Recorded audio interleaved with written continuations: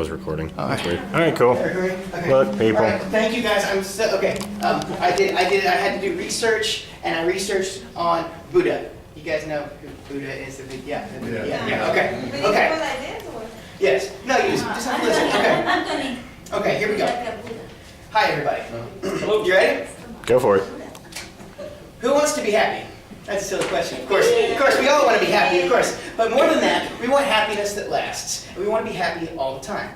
2,500 years ago, an Indian prince named Siddhartha sat under a tree and tried to do exactly that. He was looking for a happiness that would survive the ups and downs of every day. And he succeeded. Now, it's true that he inspired a religion with monks and nuns and rituals and beads and all sorts of stuff like that. But in this case, he went about doing what he did in a more of a scientific way. He was in a lot of ways more a scientist than a holy man. Matter of fact, the Tibetan nun, Rabina Curtin, always begins her talks by telling her students to take off your religious hat and put on your science hat, put on your intelligent hat. Now, the Buddha was a scientist, and his field of study was the mind. And he figured out that happiness was attainable right now at every moment. And the only thing between you and happiness is your bad habits, is the fact that your mind is conditioned to ignore happiness and or choose not to see it. Now, if mind was the problem, he figured that mind was also the solution.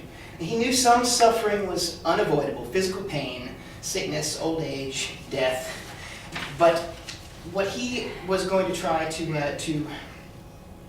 do away with was mental suffering. For example, if you stub your toe and it hurts, and you get very upset because it hurts, that's one thing. But if you stub your toe because somebody that you hate left something in your way, that's so much worse because you're adding mental suffering to your physical suffering. Well, he discovered about mental suffering. He discovered how it was caused, why it happens, and how to use why it happens to stop it. Now, what is the root of mental suffering? Attachment. When we become uncomfortable, we also become unhappy because we are attached to being comfortable. When we grow old, we become unhappy because we're attached to being young. When we get sick, we become unhappy because we are attached to feeling well. We are attached to these things because deep in the back of our minds, whether we know it or not, we think, if only I could have this thing forever, I would be happy. I would finally be happy. But this is impossible. The whole idea is based on a lie, because everything is impermanent. Everything that arises passes away. Every thought, every feeling, every object, every person, every situation that ever was, all goes away at some point. And the Buddha says this is the whole problem. We cling to things that we cannot hold. Our definition of happiness is faulty. Rabina says, usually we think that happiness is what we get when we get what we want. But the Buddha says that true, lasting happiness is what we experience when we let go of the delusion that the things that you're attached to will bring you happiness. We recognize that they're impermanent. Getting rid of the faulty definition of happiness is how we become happy. Now, the most subtle attachment that we must let go of is the idea of ourselves, or our ego. This is the root of our dissatisfaction. Our ego is the part of the mind that tells us the lie about happiness, and has told us that lie our whole lives. Ego is the part of the brain that throws a tantrum when we don't get what we want. Ego is a petulant child. It's not evil, it's just been conditioned to be reactionary. It is the personification of those bad habits that keep us from realizing that happiness is right here, all the time. Ego is trained after years and years and years of practice to jump at every emotion. And the Buddha says we must dispel ego with our wisdom mind, the patient part of our mind that knows better. In the book The Monk and the Philosopher, Matthew Ricard compares the ego and the wisdom mind to a dog and a lion. He says that you can throw a rock at a dog. You can keep throwing rocks and rocks at a dog, and it will chase it and try to bring it back to you, chase it and try to bring it back to you.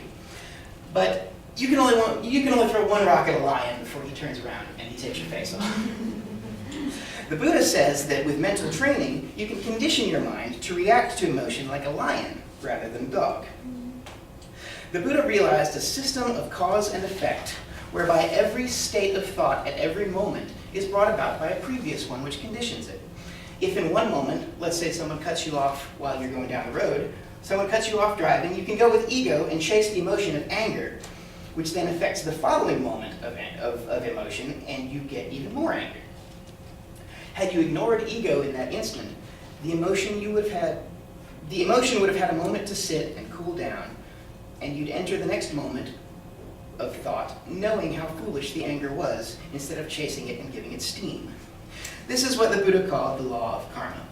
Now, the law of karma is not a character on My Name is Earl. The law of karma is not a magical scorecard. Karma is simply how you react in one instant and train yourself to react in further instances. Karma is how you react in the only instant you've got, which is this one right this second, and how you let it condition the next one. Padmasambhava, the founder of Tibetan Buddhism, said that if you want to know your past life, look into your present condition. If you want to know your future life, look at your present actions. Karma is self-training. It is choosing not to listen to the ego, but to wait a moment, let the situation breathe, and react more wisely, realizing that ego is not who you are. In the Tibetan Book of Living and Dying, the author Sogyal Rinpoche says that two people have been living in your head your whole life. One is the ego, demanding, hysterical, calculating. The other is the hidden spiritual being, whose still voice of wisdom you have only rarely heard or attended to. Buddha realized that this was the way to end mental suffering, to condition your thoughts to react more patiently to the trials and dissatisfactions in your everyday life, to listen to that still voice of wisdom, to become the lion that Matthew Ricard spoke of. Speaking of Matthew Ricard, in case all this sounds too unrealistic, too idealistic, in 2012, Matthew Ricard took part in a University of Wisconsin study on neuroscience. They hooked him up to 256 electrical sensors while he did his mind training meditation. They found that Ricard's brain produces a level of gamma waves they've never seen before. They described this as an abnormally large capacity for joy. After 40 years of taming his mind with Buddha's meditation exercises, he is now what these scientists have playfully named the happiest man in the world.